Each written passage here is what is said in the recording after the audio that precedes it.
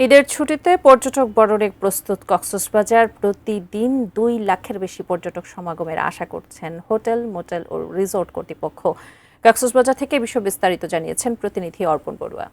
উপলক্ষে খুশি এবং আনন্দকে ভাগাভাগি করে নেবার জন্য প্রতি বছরই বিশ্বের দীর্ঘতম সমুদ্র সৈকতের শহর কক্সবাজারে প্রচুর পরিমাণ, বিশেষ করে লাখো পর্যটকের সমাগম ঘটে।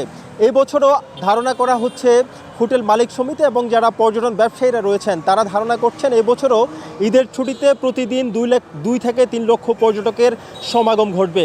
আগত পর্যটকদেরকে বরণ করে নেবার জন্য ইতিমধ্যে কক্সবাজারের যে 450 শতাধিক হোটেল, মোটেল, রিসোর্ট রয়েছে সেই হোটেল, মোটেল, রিসোর্ট কর্তৃপক্ষ ব্যাপক প্রস্তুতি গ্রহণ করেছেন এবং ধোয়া মোছার কাজ, মেরামতের কাজ, রং করার কাজ ইতিমধ্যেই সমাপ্ত হয়ে গিয়েছে বলে মালিক কর্তৃপক্ষ আমাদেরকে জানিয়েছেন।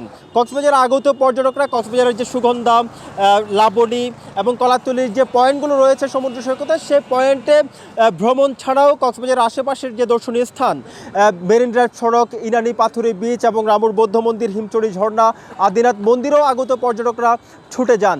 নিশ্চিত নিরাপত্তার ব্যবস্থা আসলে কক্সবাজার জেলা প্রশাসন এবং ট্যুরিস্ট পুলিশের পক্ষ থেকে করা হয়েছে বলে তারা আমাদেরকে বরাবরের মতোই নিশ্চিত করেছেন। কক্সবাজার থেকে এটুকুই চলে এখানকার পর্যটক বরণের যে প্রস্তুতি সেটির সবশেষ খবর।